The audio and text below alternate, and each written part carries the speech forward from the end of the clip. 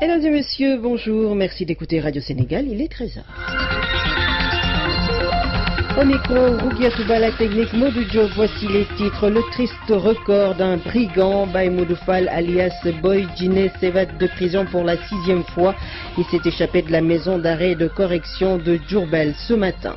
Incendie criminel à Dabo dans la région de Kolda. Le lycée de la localité a été la cible de pyromanes. 5 des 9 abris provisoires ont été incendiés. 2 individus sont arrêtés. L'État va faire appel à des étrangers pour l'exploitation de la 4G. Cela fait suite à l'absence de soumission des nationaux jugeant élevé le coût de la licence 4G. La RTP dénonce leur attitude qu'elle qualifie d'entente illicite. Dans ce journal, les explications du directeur général de la RTP, Abdou Karim Sall. À suivre également dans ce journal les sports avec Benoît Badiane et la revue de presse signée Aaron Adou. Bienvenue. Baye Modou Fall, alias Boy Djiné, s'est évadé de la maison d'arrêt de correction de Diourbel ce matin. Ce brigand signe sa 6e évasion en quelques mois. On lui prête des pouvoirs surnaturels. Il aurait la capacité de se transformer pour sortir des cellules au nez et à la barbe des gardes pénitentiaires. Oscar Teneng. C'est aux environs de 7h30, au moment où les matons faisaient l'appel, que Modou Fall, alias Boy Djiné, s'est évadé de la maison d'arrêt de correction de Diourbel. Il aurait escaladé le mur. Selon nos sources, il serait engouffré dans un véhicule de couleur blanche qui l'attendait vers le service régional de l'hygiène pas loin de la prison. Le véhicule, dans sa course, a même heurté un taxi. Pour rappel, Modou Fall, alias Boy Djiné, était détenu ici à la MAC de Diourbel la semaine dernière après avoir été arrêté à Touba dans une tentative de cambriolage juste quelques jours après son évasion de la prison de Rebeuss. Oscar Tendin, Diourbel, RTS. Baye Modou Fall, alias Boy Djiné, s'est donc évadé de la maison d'arrêt de correction de Diourbel ce matin. Ce brigand signe sa 6e évasion en quelques mois. Il serait l'auteur d'une casse à la Sodida, cambriolage au cours duquel il aurait dérobé 42 millions de francs CFA. Incendie criminel au lycée d'Abo hier dans la nuit. 5 des 9 abris provisoires ont été réduits en centre. 2 pyromanes sont arrêtés, leurs complices sont en fuite. Ibrahim Koulibaly, le proviseur du lycée, est au micro de Abassane. C'est autour de 0h30 que l'agent de la Sénélec là, qui est ici à Dabo, Touré, m'a appelé sur mon portable pour me dire qu'il y a un véhicule qui est passé et le chauffeur lui a dit que le lycée était en flammes. Il y avait du feu au lycée, les salles de classe, les abris étaient en feu. Il y a combien d'abris provisoires qui sont partis en fumée? Il y a 9 abris provisoires, mais 5 sont totalement calcinés. Et avec l'établement à l'intérieur? Totalement, tout le matériel, oui. Rien n'a été récupéré? On n'a pas pu. Quand je suis arrivé, les flammes étaient très importantes. Ce qui sert de porte, c'était si étroit qu'on ne pouvait pas. Les gens qui ont essayé de s'aventurer à l'intérieur sont vite ressortis, donc on n'a rien pu faire. Qu'est-ce qui a pu le faire, honnêtement? Le gardien a surpris quelqu'un sur les lieux. Ils se sont bagarrés, il l'a maîtrisé et ensuite les gens sont venus et hier nuit déjà on l'a conduit au poste de gendarmerie. Il aurait dit là-bas qu'il n'est pas seul. Certainement les autres ont eu le temps de s'enfuir. De s'enfuir, mais il y a 2 qui ont finalement été capturés et qui sont avec lui au poste de gendarmerie. 2 appréhendés, cela. Il reste maintenant un 4e. Ah, il reste un 4e. Oui, après le premier. Le préjudice subi au niveau du lycée, vous risquez d'être amputé pour une partie de vos cours. C'est ça, c'est pratiquement, puisque nous avons 12 classes et il y a 5 classes qui sont obligées d'être tout au mieux délocalisées. On va les délocaliser, chercher au niveau des écoles élémentaires. Ibrahim Koulibaly, le proviseur du lycée de Dabo dans la région de Kolda. Ce lycée a été la cible de pyromanes hier soir. 5 des 9 abris provisoires ont été incendiés. 2 individus sont arrêtés. À l'écoute de Radio Sénégal, il est 13h04. L'État va faire appel à des opérateurs étrangers pour l'exploitation de la 4G. Cela fait suite à l'absence de soumission des nationaux jugeant élevé le coût de la licence 4G, 30 milliards CFA pour 20 ans. La RTP dénonce une attitude qu'elle qualifie d'entente illicite. Les explications du directeur général de la RTP, Abdou Karim Sall, au téléphone de Gorbel Jacob. Hier, 18 janvier 2016, était la date à laquelle nous avons retenu de recevoir les offres conformément au planning initial annoncé par l'État. Et à notre grande surprise, nous avons vu qu'aucun des opérateurs n'a déposé une offre. La RTP a reçu une lettre signée des 3 opérateurs pour nous signaler un certain nombre de préoccupations, notamment le prix de la licence 4G. Nous avons procédé à une réponse pour attirer leur attention qu'ils étaient dans une grave situation d'entente. Il est très clair qu'il ne devait pas y avoir une collision ou une entente entre les différents opérateurs durant tout le processus. Et ça s'est clairement dit dans les dispositions du dossier d'appel à candidature. Et ce que nous avons constaté, et nous avons servi d'une mise en garde. Mais malheureusement, nous avons constaté un boycott, donc une absence de candidature, et cela de manière concertée. Les opérateurs ont décidé de ne pas soumissionner. Raison pour laquelle, dans les prochains jours, nous allons ouvrir l'appel à des opérateurs internationaux pour que les Sénégalais puissent disposer de cette nouvelle technologie 4G. Abdelkarim Sall, directeur général de l'ARTP, qui confirme l'État va faire appel à des opérateurs étrangers pour l'exploitation de la 4G. Élection de représentativité à la Chambre des métiers de Kaolack, élection prévue le 24 janvier. Les artisans de l'automobile du Sénégal contestent le choix de Sidi Diop qui dirige la liste service. Selon eux, il a été choisi sans leur consentement et ils ont fait face à la presse ce matin. Le compte-rendu de Daouda Laïbadian. À l'origine de la colère des artisans membres du réseau des vrais artisans de l'automobile du Sénégal, section Kaolack, la confection de la liste pour les élections de représentativité prévues ce dimanche 24. Les camarades de Modumbaï fustigent le choix de Sidi Diop à la tête de la liste de la section service à la Chambre des métiers. Mbaïfei, secrétaire général du REVAS. Nous fustigeons ça et nous ne serons pas d'accord pour que cette liste passe pour que Sidi soit le premier vice-président. Nous ne sommes pas d'accord avec ça. Encore dans tous leurs états, ils soupçonnent un coup fourré fomenté contre eux. Mbaïfei. On ne dirait pas notre accord. Parce qu'on devait se réunir, le service devait se réunir pour trouver un président. S'il le faut même, on pouvait aller jusqu'à voter pour qui va être le président pour le service. C'est ce qui est normal, c'est notre secteur. À commencer par le secrétaire général qui n'avait pas le droit de s'immiscer aux élections. Il n'a pas le droit de s'immiscer à ces élections-là. Il devrait rester neutre, avec la complicité de El Hadji Seyni Seck, le président. Ça, il faut qu'on le dise. Ne supportant pas de voir leur volonté d'investir Modumbaï compromise, les membres du REVAS menacent de faire un vote nul pour sanctionner ce qu'il qualifie d'injustice. Daouda Laïbadian, Kaolack, RTS. Le secrétaire de la Chambre des métiers, le président et Sidi Diop ont préféré ne pas se prononcer sur cette affaire. La cybersécurité est au centre d'une rencontre ouverte ce matin à Dakar. Des experts des Pays-Bas et du Sénégal réunis dans le cadre du Global Forum sur la cyberexpertise vont procéder à des échanges de bonnes pratiques. Jamila Kouli. La prolifération des réseaux sociaux, des espaces de partage d'informations, d'idées à travers le monde, certes, mais aujourd'hui, il urge de procéder à la mise en place de politiques d'encadrement et de sécurisation, d'où le terme de cybersécurité. Notre pays est dans une bonne dynamique, de l'avis du directeur de cabinet du ministre des Postes et des Télécommunications, Malik Ndiaye. Nous avons eu l'avantage au Sénégal depuis 2008 de mettre en place un cadre juridique qui permet de lutter contre la cybercriminalité, mais cela ne suffit pas. Nous devons mettre en place des structures et des organisations qui nous permettent de manière opérationnelle de lutter contre la cybersécurité, tels que les centres d'alerte et les centres de surveillance. Le Sénégal a déjà mis en place une brigade de cybercriminalité au niveau du ministère de l'Intérieur. Nous allons vers la mise en place d'une politique de cybersécurité. Ainsi, les Pays-Bas exhortent notre pays à se doter d'une stratégie nationale de cybersécurité et d'organisation ou structures chargées de la cybercriminalité pour être à même de lutter contre les délits faits à travers le net. Par ailleurs, la sensibilisation doit être de mise. Malik Ndiaye. L'initiative que nous avons aujourd'hui avec nos amis de Oxford et nos amis de la Hollande, et en particulier avec les gens de l'Union internationale des télécoms, c'est de lancer des campagnes de sensibilisation vis-à-vis de la population en matière de cybersécurité et de cybercriminalité. Cette rencontre de 3 jours sur les indicateurs de cybersécurité au Sénégal s'inscrit dans le cadre du Global Forum sur la cyberexpertise, initiative lancée par notre pays et les Pays-Bas dans le but de renforcer la coopération pour plus de performances dans le maintien de la sécurité du cyberespace. Jamila Kouli, la région de Ziguinchor a fait la synthèse des contributions départementales à la réflexion sur la mise en place des chambre d'agriculture. Les autorités administratives des 3 départements ont présenté les idées émises par les acteurs à la base.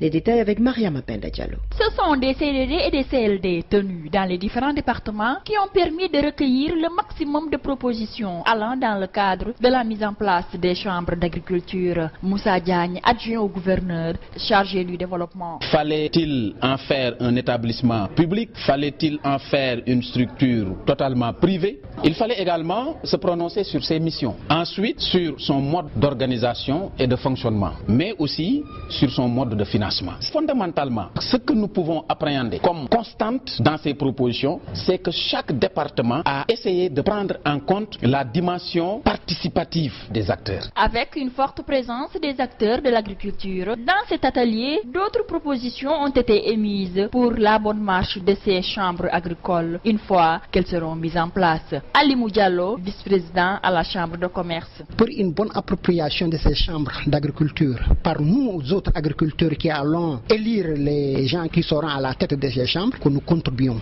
financièrement. Donc c'est des cotisations annuelles qu'on doit se fixer, mais que ça ne soit pas des cotisations amatrices. Comme on parle de l'agriculture dans le sens large, si le budget n'est pas aussi élargi à ces différents ministères qui représentent au niveau national les différents secteurs aujourd'hui qu'englobent les chambres d'agriculture, ça posera énormément de problèmes. Après avoir recueilli ces différentes propositions pour la mise et la bonne marche des chambres d'agriculture, les autorités n'attendent que la décision finale pour se mettre au travail. Ziguinchor, Mariama Penda Diallo, Radio Sénégal. Le collège d'enseignement moyen de Keur Mbir Ndao, région de Thiès, est doté de nouvelles salles de classe et d'un bloc sanitaire.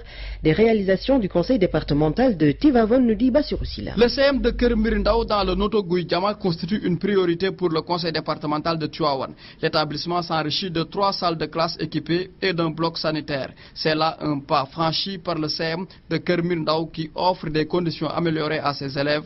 Seynabou Gueye Touré, la présidente du conseil départemental de Tivaouane. Face à l'inquiétude des parents d'élèves, de l'inspecteur départemental de l'éducation et de la formation et au désarroi des apprenants, il nous a paru essentiel de placer ce projet de construction de salles de classe et de blocs d'hygiène au niveau de CM Keur Mbir Ndao comme priorité. Pour Serigne Mbaye Thiam, ces constructions de salles de classe et de blocs sanitaires entrent en droite ligne dans le paquet. Ce sont également des réalisations conformes à la politique de décentralisation à travers l'acte 3, s'est réjoui le ministre de l'Éducation nationale. Cette réalisation est conforme au programme sectoriel actuellement qui est la feuille de route du département de l'Éducation nationale, qui est le paquet, le programme d'amélioration de la qualité, de l'équité et de la transparence dans le secteur de l'éducation. Cette réalisation est aussi conforme à la politique de décentralisation voulue par le chef de l'État, notamment à l'acte 3 de la décentralisation. Cette initiative est le premier projet du conseil départemental de Tivaouane. Dans le secteur de l'éducation, l'institution s'engage à continuer la réalisation et la réhabilitation des structures scolaires et de formation dans le département.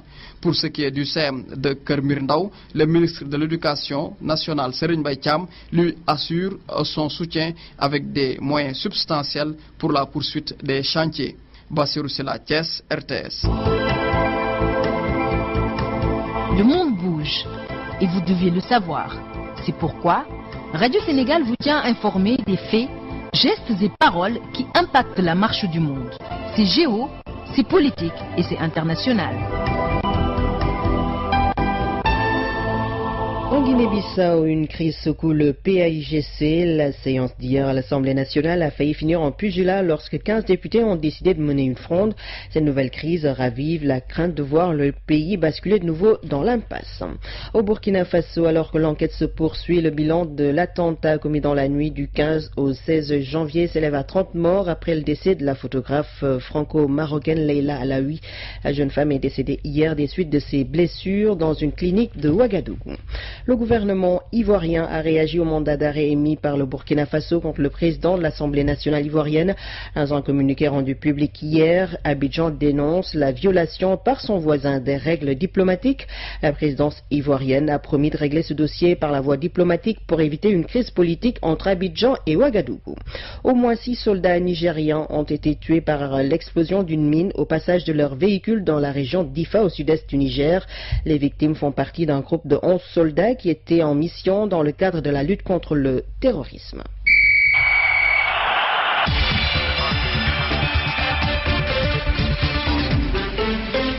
13h14, les sports, c'est avec Benoît Badiane, bonjour. Bonjour Guétouba. Près de 3000 participants sont attendus à Thiès pour les phases nationales des sports travaillistes. Tout à fait, la compétition démarre vendredi avec les quarts de finale en football pour prendre fin dimanche 24 janvier prochain.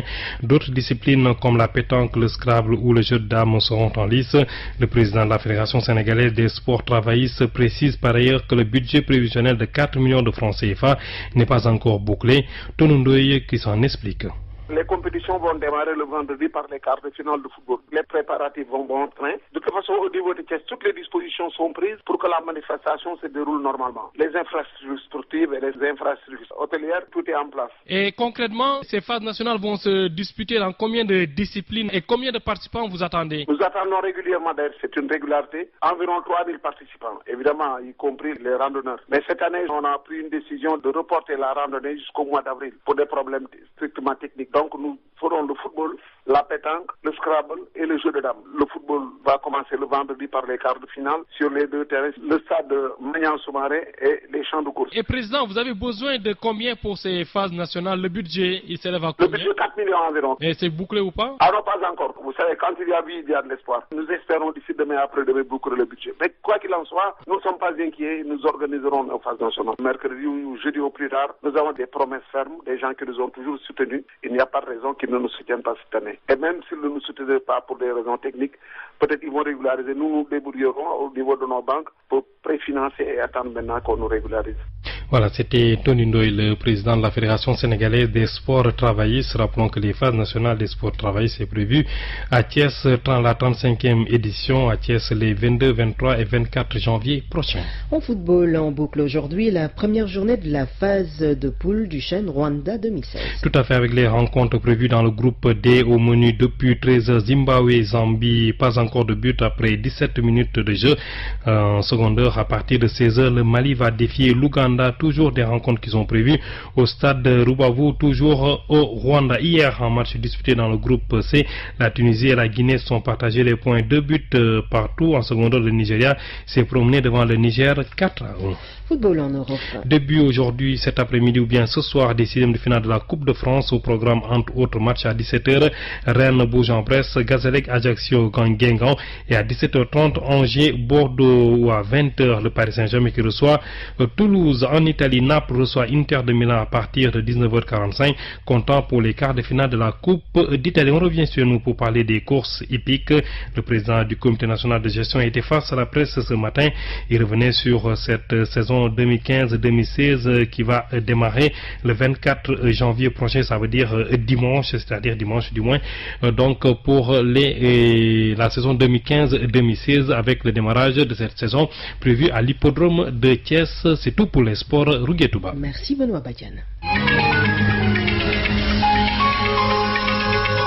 À présent, la revue de presse est avec Aaron Diouf. Projet de révision constitutionnelle, la classe politique divisée. Et sans surprise, les journaux reviennent sur ce que mes confrères de l'Observateur appellent avec ironie l'os de maquis. Cela est bien pour dire, constate mon confrère, que l'affaire est loin, vraiment loin d'être pliée et les réactions se suivent, mais ne se ressemblent pas. Le quotidien national qui a fait un tour dans la banlieue estime qu'à Pikine et Rufisque, les populations ont donné leur avis. Quant aux représentants des partis politiques, ils continuent de réagir sur le document, ce que confirme justement l'Observateur quotidien, pour qui, dans le marigot politique sénégalais, les caïmans ont sorti les crocs pour dévorer sans retenue l'os des réformes constitutionnelles tendues par le président Macky Sall. Cette classe politique justement, avec l'opposition et la majorité, selon le quotidien, qui apprécie le projet de révision de la Constitution entre 8 non et oui mais. Pour dire donc que ce débat ne fait que commencer, quand même étonnant, s'exclame le populaire. Oui, parce que s'il voulait faire taire les politiciens, Macky Sall s'est totalement fourvoyé. Oui, parce que ce projet de révision de la Constitution qu'il a balancé, estime Sambalar, hier sur la place publique, va relancer le débat, faire enfler la polémique. Résultat des courses déplore mon confrère piétiste Ouarek. On va parler et encore à parler. Macky Sall qui semble vouloir, selon la tribune, mettre définitivement fin à un débat qui perdure. Mais s'il en est arrivé à ce stade, c'est en grande partie parce que pointe Birima, ses propres partisans diluent ses fermes propos en prenant son contre-pied. Il dit stop. Le lendemain, écrit le populaire, Moustapha Cissé Lo sort pour tirer en sens contraire des apéristes comme Moustapha Cissé Lo, donc Farbangom et d'autres barons apéristes, selon la tribune, qui sont aux avant-postes de ce combat pour le septennat. Eux qui ne s'en cachent pas, en dépit, relèvent Birima des remontrances de leur mentor qui a plusieurs fois sifflé la fin de la récréation. Et puis attribution de la 4G à Sonatel, Tigo et Expresso non partant. C'est l'autre grand titre justement à la une de la presse. Cet appel à candidature pour la 4G, Sonatel, Tigo et Expresso boycott, titre Sud Quotidien, et l'État à travers l'autorité de régulation des télécommunications et des postes qui menace d'offrir à d'autres opérateurs nouveaux l'appel à candidature. C'est la suite à la non-soumission des 3 opérateurs nationaux qui constituent un manquement grave, réagit le directeur général de la RTP qui s'exprime dans les colonnes du Soleil. Orange, Tigo et Expresso qui s'exposent à des sanctions, lesquelles se demande le quotidien. Seulement quant à la nature des sanctions, il faudra attendre leurs applications. Carole Diouf, l'État va faire appel à des opérateurs étrangers pour l'exploitation de la 4G. Cela fait suite à l'absence de soumission des nationaux jugeant élevé le coût de la licence 4G, 30 milliards CFA pour une durée de 20 ans. La RTP dénonce leur attitude qu'elle qualifie d'entente illicite. Le triste record d'un brigand, Baïmoudou Fall alias Boy Djiné, s'évade de prison pour la 6e fois. Il s'est échappé de la maison d'arrêt de correction de Diourbel ce matin. Incendie criminel à Dabo dans la région de Kolda. Le lycée de la localité a été la cible de pyromanes. 5 des 9 abris provisoires ont été incendiés. 2 individus sont arrêtés. Merci à l'équipe de ce Trésor, à la réalisation Papa Malik Ndoye et Alexis Njay, technique assurée par Modou Diop et Ouleili. Aline Ndoye est au CDM. Le Trésor de Radio Sénégal, c'est aussi sur www.rts.sn. Merci de l'avoir suivi.